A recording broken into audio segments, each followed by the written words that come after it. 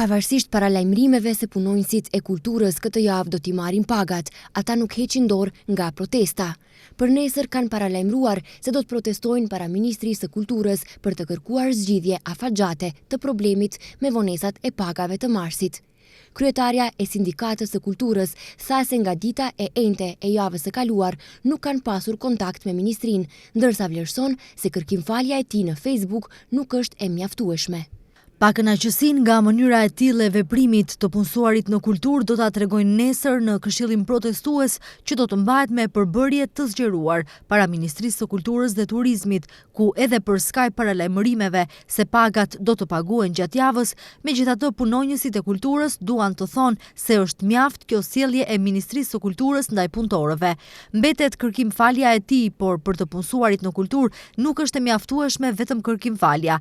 Nevojitet zgjidhje afatgjate e këtij problemi që zvarritet tashmë disa vite, që nga nënshkrimi i marrëveshjes kolektive për kulturë, deklaroi Vera Atanasova, kryetare e Sindikatës së Kulturës. LSDM kërkon dorëheqjen e ministrit të kulturës Zoran Lutkov për, siç thon ata, kaosin e shkaktuar në kulturë. Ata akuzojnë ministrin për udhëheqje katastrofike dhe lënje pa paga mbi 3000 punonjës të kulturës.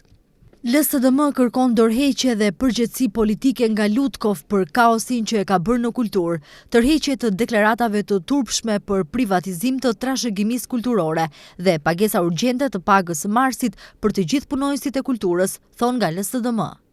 Ministri i Kulturës u kërkoi falje të punësuarve për vonesat e pagave, duke arsyetuar këto vonesa me problemet shumëvjeçare të pazgjidhura në raport me harmonizimin e pagave.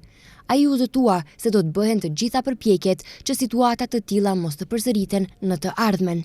Punonjësit e kulturës thanë se çdo vit në muajin prill ballafaqohen me situata të ngjashme, ku për shkak të problemeve me harmonizimin e rritjes së pagave, pagën e marsit e marrin me vonesë.